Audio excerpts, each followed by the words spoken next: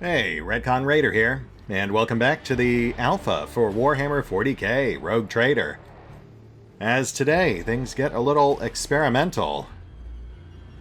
At a glance, it looks like we've stumbled into the Fabricator's hapless test subjects. A captive audience as he researches and destroys what's left of the population of Kiava Gamma.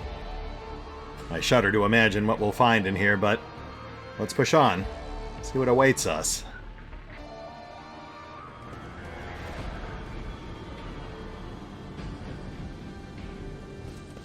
Here we go.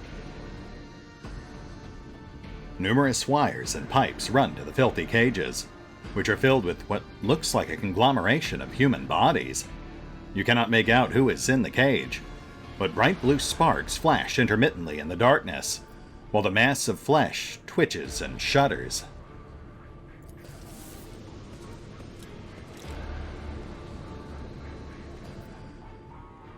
Heinrichs cast a scrutinizing eye over one of the cages, before withdrawing his weapon and approaching to examine what lies inside. Careful, Heinrichs! Look at it. Heinrichs gestures towards the cage closest to you. Through the metal bars, you see it truly is a pile of human bodies, or something that used to be. The monstrously deformed bodies have fused together in places, while others were severed using saws and knives, leaving wounds seeping pus and slime. Wounds that are agglutinating and sprouting tendons. Rods connected to wires that run to a nearby cogitator bristle across the flesh. One of the human heads turns to you. Mercy.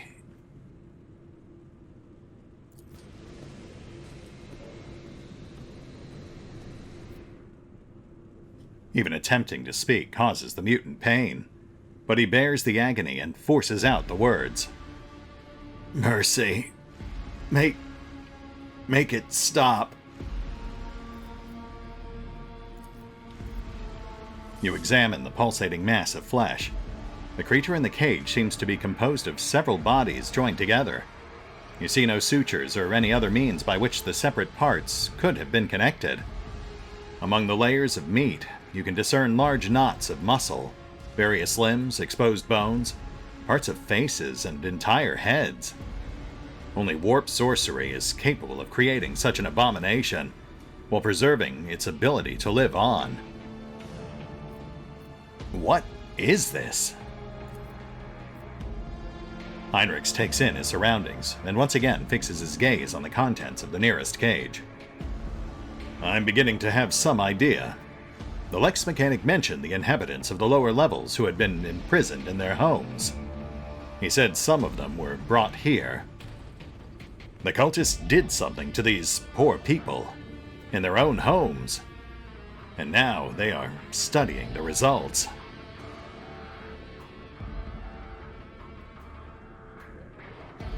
Right. The Lex Mechanic talked about some kind of slag waste disposal, and chaos symbols on the machines. What are these monsters doing to these poor people? To know the workings of dark sorcery means allowing corruption into oneself. Heinrich scowls. These are warp mutations, no doubt. Perhaps there was some side effect, and that is why they were brought here, to be connected to sensors and cogitators. Even fallen tech priests who have rejected the Omnissiah are driven by a perverted hunger for knowledge. But these were just people. They're monsters now, changed, but they were people. Heinrich nods grimly. Yes, this is what warp sorcery has done to them, to be precise. I have seen many mutants whose features have been distorted under the effects of the archenemy. But this is something beyond all imagining. Why do you think they've attached them to these machines? Heinrichs carefully studies the screens of the computing machines. Lingua Technis. Corrupted by the scrap code, I'm sure. It's unlikely we will be able to extract anything of value from their cyber crypts. Thinking, Heinrich clenches his fist and bites down on a knuckle, and then recoils when the mutant from the nearest cage reaches a hand out to him through the bars. You... A female face watches you from within the gloom of the cage. Even though half her head has been turned into a mess of bones and lumpen growths, her single eye looks at you with a surprising amount of intelligence. You promised! You promised us! Her words are echoed by other voices in the depths of the cages. Heinrich leans toward the cage, but at sufficient distance to ensure that the mutant cannot reach him. Who are they talking to? What did they promise you? Who are they? You took us from the inferno! You promised us a reward! Her face contorts in a grimace, and the creature's lips stick together like melted wax. I'll be damned. They can still speak. They remember the people who did this to them. Heinrich balls his fists in powerless rage. Then he frowns in thought. Perhaps a little biomancy will allow us to draw the fragments of knowledge out of them. Or it will trigger further changes. Heinrich, what are you suggesting? My psyker abilities allow me to affect the human body. It is one of my most effective tools to use against individuals who resist questioning. But if you're suggesting that I want to use it, I think you're getting a little ahead of yourself. The effect of warp energy will likely lead to an explosive reaction. I do not know the precise mechanism of this mutation. The result could be even more monstrous than its current state. Yeah, I'm pretty sure that's how you get Akira's. So probably not worth the risk. That aside, I mean, how much could these poor folks possibly tell us? They were down in the lower levels, got covered in horrible mutant chaos slag, and are now weird bioelectric monsters hooked up to computers. No, I think we should leave them be, Heinrichs. They already have it bad enough without us somehow making things worse. Heinrich nods. I am inclined to relieve their suffering. Every moment of existence in such a state is pure torture for the people locked in these sheaths. It seems to me your mind is already made up, and far be it for me to stop you. I think we both know what needs to be done.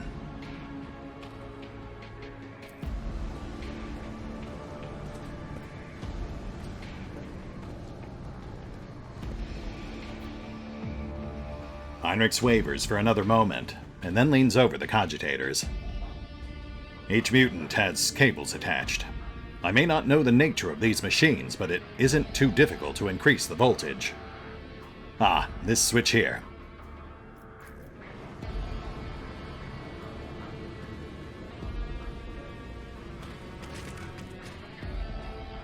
You hear the crackle of electricity. The wires glow with blue sparks, and the creatures locked in the cages drop lifelessly to the floor. The sharp tang of burned meat hangs in the air. That's that, then. But do you know what bothers me, Rogue Trader? The number of people here. There are too few. The lower levels of similar manufactorums are inhabited by millions. What happened to the rest of them? Heinrich shakes his head.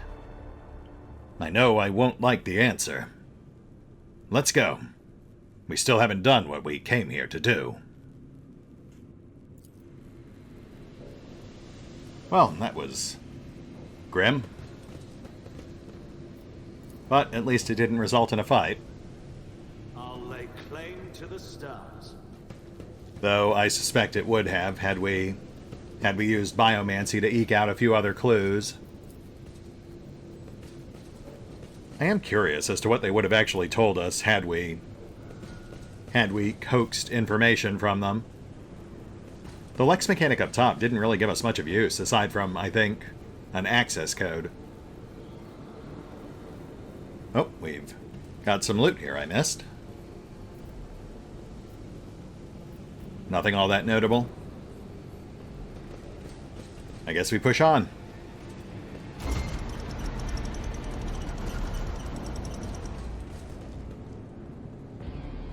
Oh, here we go. A nice straightforward fight. And a computer cathedral in distinct chaos purple. That's intriguing. Thus far, I believe pretty much all of the other corrupted machines we've encountered have still been running the standard green screens. So this one definitely stands out. I'll turn you into corpse starch.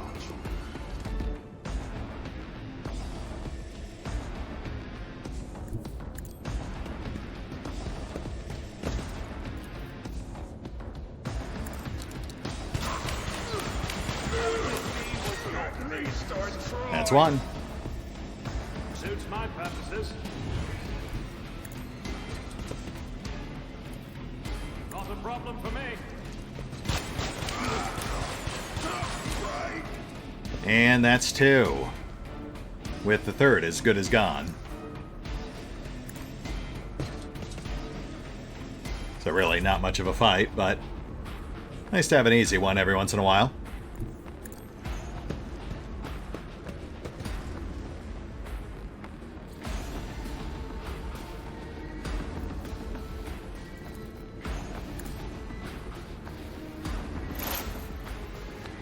Yeah, honestly, I don't think these guys can even physically do enough damage fast enough to pose any significant threat to us at this point. So we're really just going through the motions. That's three.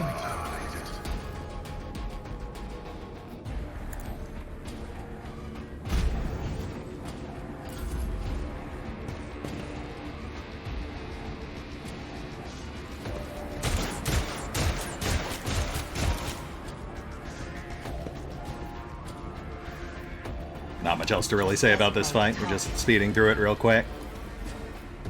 I am not your Zeus pet monkey.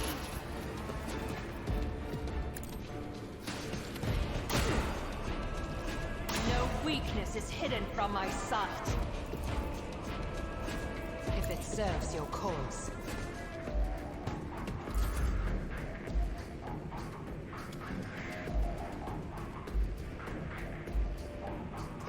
There is movement in the Empyrean.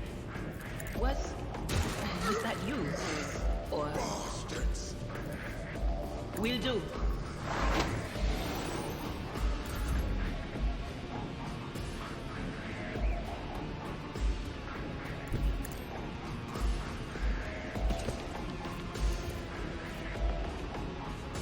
Nope, that's not gonna work. For the throne's glory.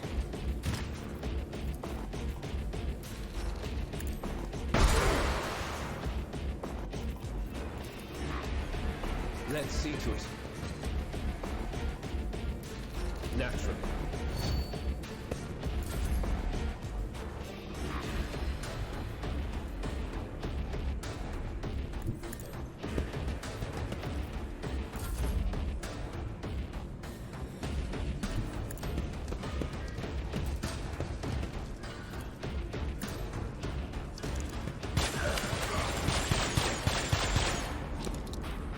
And we're good.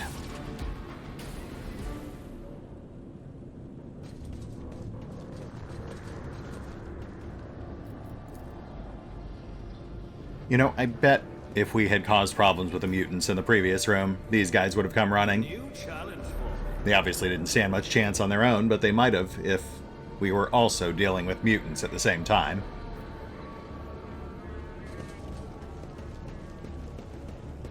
victory awaits.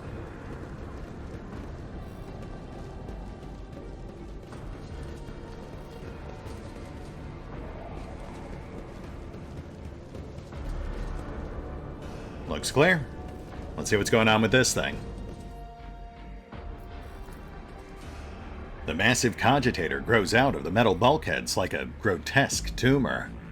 A hollow roar sounds from deep within the metal housing. Whatever spurred the computer into action, it has enough power to supply a small command center. As soon as your eyes fall upon the cogitator, you feel a tingling in your temples. Every nook, every component of the machine radiates a sense of wrongness. One that is difficult to explain, but no less palpable for that. It is as though the construct itself defies the laws of physics and perspective. Heinrichs makes a warning gesture, his voice ringing slightly with tension, is threaded with disquiet. Stop, rogue traitor. That is a creation of the archenemy. Don't go near it. You have done enough for me and my mission. Don't put yourself at risk now.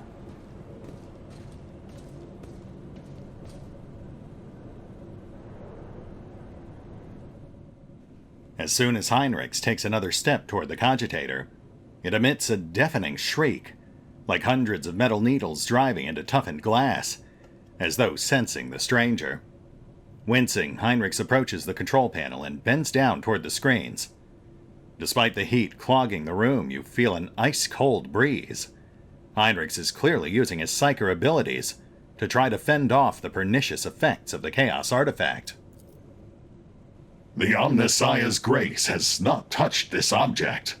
This mechanism was not desecrated, but born flawed and unnatural. Iron most profane. Pascaline hurriedly produces a data slate.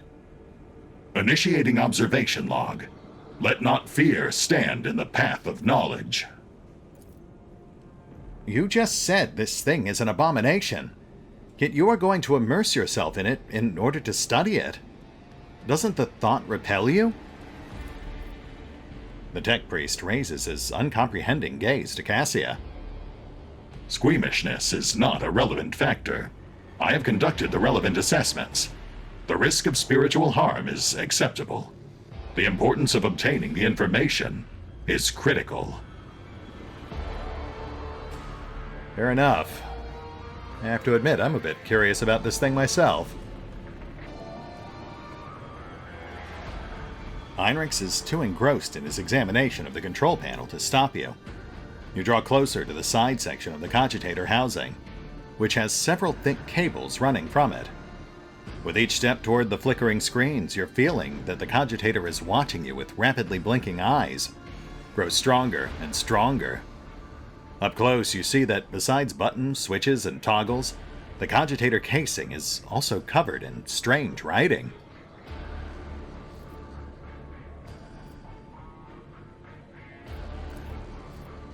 The cogitator displays a wall of text on its screens.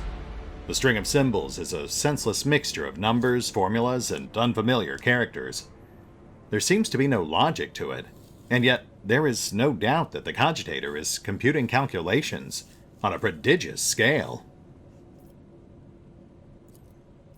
One glance is enough to tell you that these are chaos runes, within which lurk a grim threat to mind and soul. You hastily avert your gaze, trying to wipe the foul symbols from your mind.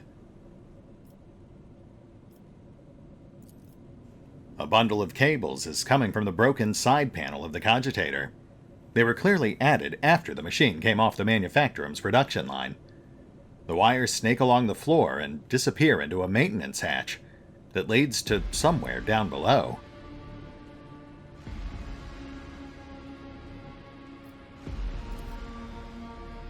You take a step backward, and suddenly, one of the cogitator screens changes color, becoming a bright yellow. Your eyes are helplessly drawn to the bilious hue. You cannot stop yourself from staring at the yellow square. Ugly symbols gradually begin to appear deeper within the screen. Slowly, they come closer to you, until one of them holds out a curved claw. Too late do you realize what is happening, and the sharp talons dig into your heart. Staggering back, you can still feel the touch of that icy hand. We must destroy this thing at once. Out of the question. Even if we disregard the potential loss of data, it could kill us. Fine, but hurry, Heinrichs. Every second this thing continues to exist puts us all at risk. A minute passes, then another. You watch Heinrichs examine the cogitator. His eyes scan the screens, his hands darting from the reel to the lever, sometimes hovering uncertainly over the next switch, which immediately receives a coating of frost. At some point, you hear his voice, almost a whisper, barely audible above the clanging, roaring machine. Sacrifices. More and more sacrifices every minute. Heinrichs looks at you, his eyes darker now, appearing almost black on his white face. Hecatomb determinans. The womb of this cursed machine is down on the lower levels. The auxiliary enumerator controls the system for delivering molten waste under the manufactorum's main building. This cogitator is fueled by the energy harnessed from thousands of people who are flowing beneath our feet as slag waste as we speak. But I cannot even imagine the reason for sacrificing all these people. It's inconceivable. Now we know why the fabricator prized this monster so highly. The cursed tech priest and his associates created something that went beyond the limits of the Omnissiah's power. This machine is designed to process myriad possibilities using warp sorcery. It has almost finished its task. It predicts the future, rogue trader. Predicts the future? How is this even possible? Do not attempt to gain any insight into the essence of the machines corrupted by the archenemy. At least, not if you value your soul. I have encountered the heretic's mechanical abominations before. To truly fathom their nature is to allow a particle of death into your heart. Heinrichs is silent for a few moments. But the fruit they bear, no matter how aberrant their instruments, the fruit they bear could be useful. Heinrichs' clouded gaze suddenly clears, and he glares at the cogitator. No, the cult's filthy ravings are not worth that. What we can extract from its storage drives will be enough. Unless I'm mistaken, we are seeing a potential turning point for Heinrichs. One where we could potentially tempt him to make use of chaos artifacts, which I don't think we would here, but that is something to keep in mind for the potential launch build. I'm also very curious to see which direction he might end up leaning in without our coercion. Heinrichs facilitates for another second, then shakes his head as though clearing away a mental fog. I almost succumbed to the archenemy's old trick. The lure of the unattainable. The primary of all the traps that chaos sets for unwary souls. Heinrichs' movements are exact and purposeful, unlike his earlier operation of the cogitator. One after another, the cogitator screens begin to fade to black, and the roar coming from inside the machine quiets to a barely perceptible howl, in which you imagine you hear notes of dejection.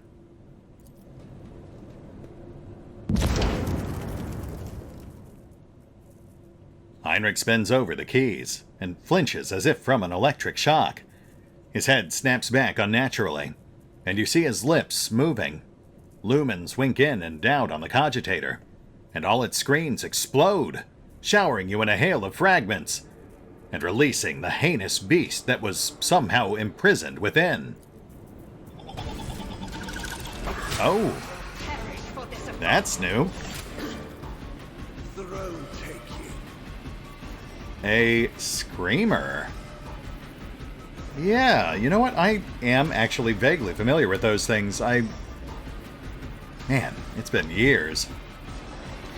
But yeah, I'm pretty sure those things were around even back when I played. Oh man, that really hammered Heinrichs on its way in, too. If I must. Let's see how durable this thing is.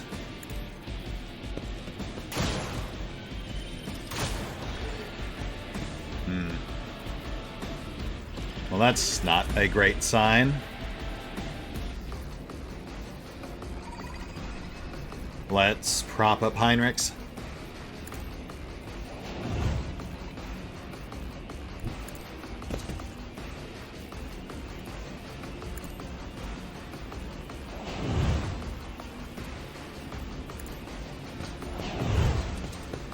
And take a swing while we're at it.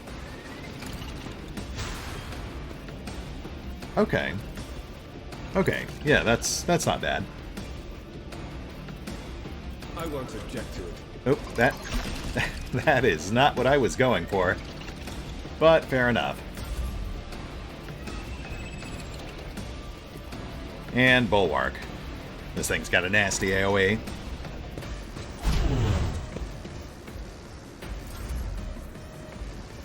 Heinrichs is up. Let's get him back in. Nothing stands against me. Not bad, not bad.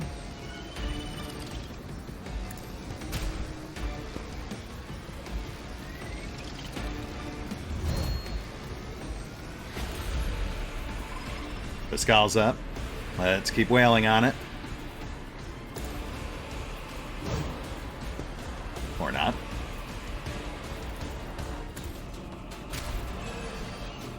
Oh, that's something. We'll take it.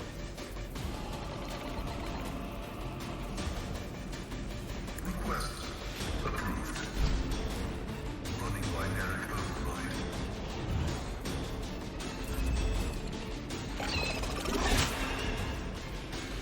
Oof. Yeah, this thing's not the toughest, but that is a nasty attack.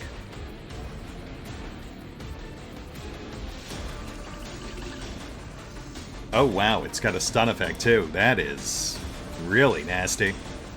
Thank goodness Ret resisted. Let's tear it up. Nothing I can't.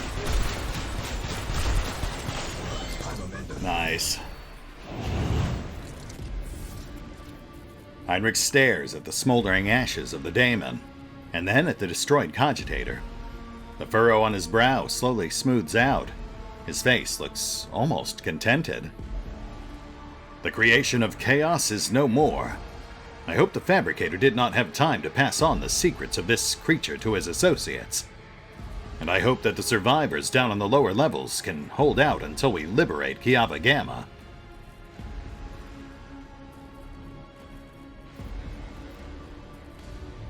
Something happened to you when you touched the machine, Heinrichs. What was that? Heinrichs jerks his head and waves away the question, his movements sharp and unnatural. We'll talk about it later, but right now... Heinrichs' gaze settles on you. I must thank you, rogue traitor. Without your help and cooperation, I doubt I would have reached the depths of Kiava Gamma and learned the truth behind my agent's dispatches and reports. I would never have ended up here, and I would never have succeeded in hampering the cult's activities. My business on Kiava Gamma is concluded. It is time to return to the mission that brought you to the industrial world. The only thing I'll ask of you is an audience when we return to the ship. Heinrichs bows his head to signal that the conversation is over. Oh, okay, so this was all Heinrichs' thing. Interesting. None shall stand in my way. And level up. Fantastic. Though, again, I can't help but wonder what other potential rewards we passed up by declining to exploit that chaos quantum computer. I mean, that is essentially what it sounds like it was. Alright, let me just tap the save button real quick, and then we'll run through this level up. See what we've got here. Doubt is for the weak. Well, first up, Rhet's got a skill, and he has literally one choice. So I guess we're going with Carouse. Carouse? Someone corrected my pronunciation on that last time around, and I honestly can't remember which one it was. I think it was Carouse. Whereas Heinrichs picks up a new ability, and I'm thinking we'll keep this simple and just max out his psi rating.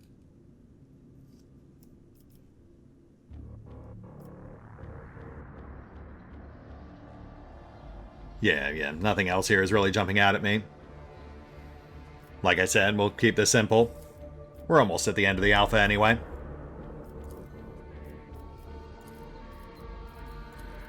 After that, we've got Pascal. And he already has Nimble, he already has Swift Movements. I guess we could grab Personal Strategy. That would allow him to make full use of his own stratagems, most notably Kill Zone. Yeah, might as well. Which means that Cassia also picks up a talent.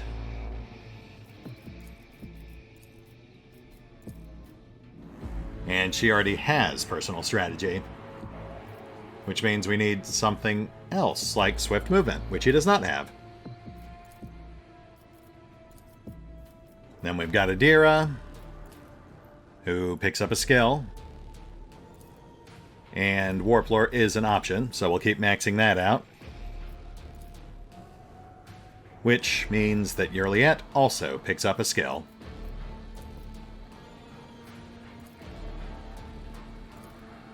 Though in her case, unfortunately, she cannot boost Xenos lore, which is her main skill.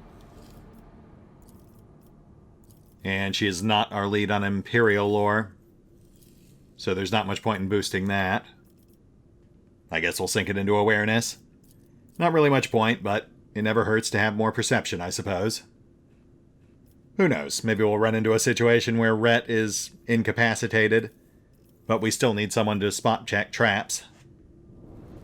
And that's it. Level up complete. We've still got a few minutes on the clock, so let's see what else we can find.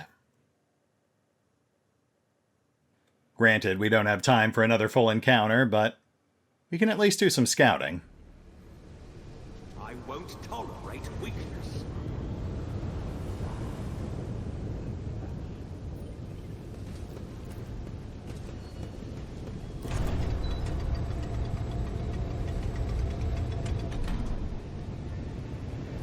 So where did the Fabricator go? Because clearly he wasn't in the room with the Chaos Engine.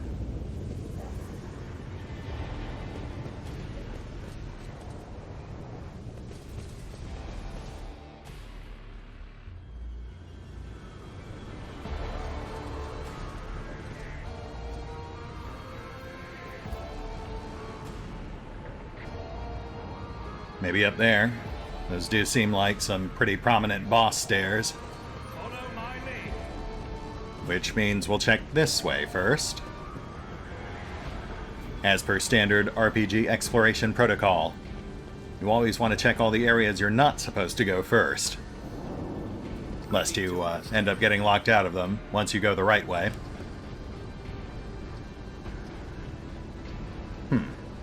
Well, how do we actually disarm that if we can't circumvent the trigger zone? Okay, we've got a second staircase, but it's blocked.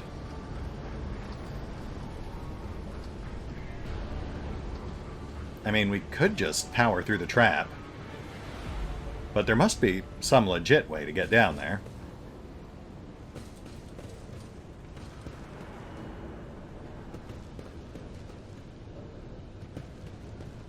Oh, wait. Can we just blow up the barrier?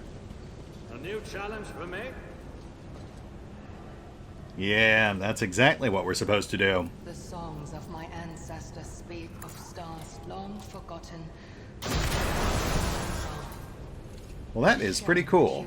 I mean, I know that the game has limited destructible terrain in combat, but I really wasn't expecting them to integrate it into environmental puzzles. That's a nice touch. So that gives us access to whatever this is. My success is irrefutable. This large device is a cargo lift used for transporting parts. Huh. Do we need to transport parts? We've also got a platform landing. The Cyberguard accepts the access codes and sets mysterious mechanisms in motion. Oh, so that might be the code that we got from the Lex mechanic. Okay, okay.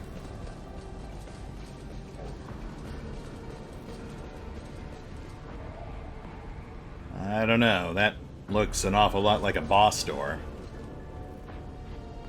Then again, those also look like boss stairs back there. Okay, I'll double back to that momentarily. I don't want to get us bogged down in a major encounter.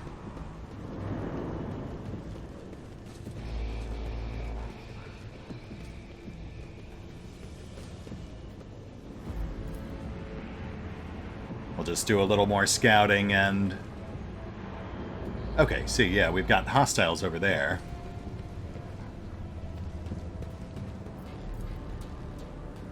A desecrated altar to the Omnissiah. The purity seals have been torn off, the data slates with sacred code shattered, and some of the teeth on the gear adornments broken off. None shall stand in my way.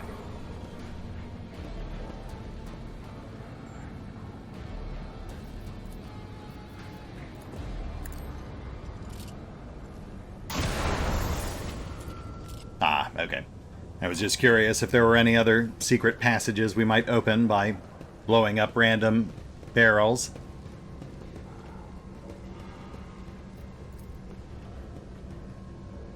The eerie-looking makeshift structure is an altar to Tzeentch. Amidst the revolting totems and twisted symbols dedicated to the Chaos God, you notice a string of 9s burned into the metal surface. The number of the upside-down beast.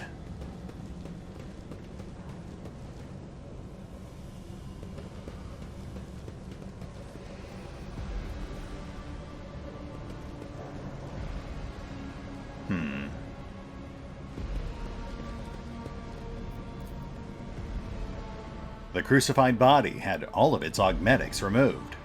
Judging by the abundance of blood, they were ripped out when the tech priest was still alive. Gross. Whoop. Okay, let's not get any closer to that. But hey, there's our cyber zombies. That said, we're pretty much out of time. We don't have time for this right now. I'll lay claim to the stars. But I'll tell you what, we do still have a minute or two. So let's hit the pause button real quick. I'll double back and check out that giant boss door. If it turns out it's not a major encounter, then we'll go ahead and check it out. We'll see what that code from the Lex mechanic got us. But if it turns out it is something major, then we'll just wrap the episode.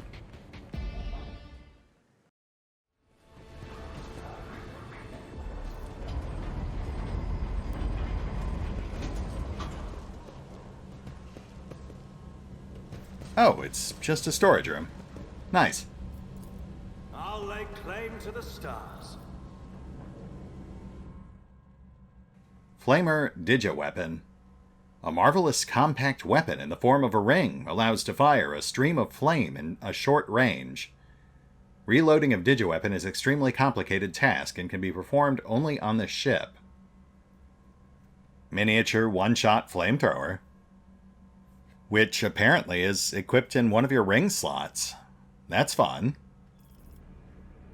That really feels like our big prize, but let's see if there's anything else. This explorer tool is blessed with multifunctionality. Right set, crack grenades. And multi-key. Okay, so that was a nice little stash for folks who opted to spare the Lex mechanic. That's it. That brings us pretty close to time. So we'll go ahead and hit the pause button for now. I am going to poke through our inventories a bit, see if I can figure out who to give that to. Assuming it even works. It might just be a temporary placeholder given the stock inventory icon. And we will pick up here next time as we investigate some of those other upcoming encounters, likely the Likely the cyber zombies. That certainly seemed intriguing. See you then.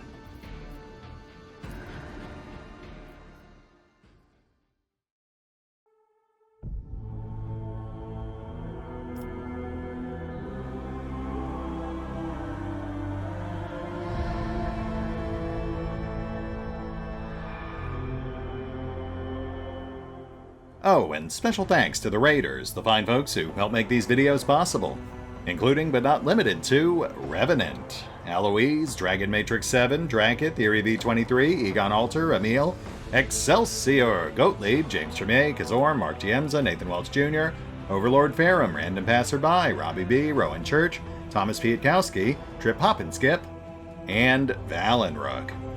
Thanks for your support, guys. That said, if you'd also like to help support the channel, then feel free to push the buttons that do the things. Trust me, it does make a difference. Or you could even check out the PayPal, the Patreon, the Nexus GG, or the YouTube memberships. Links are in the description. Doubt is for the weak.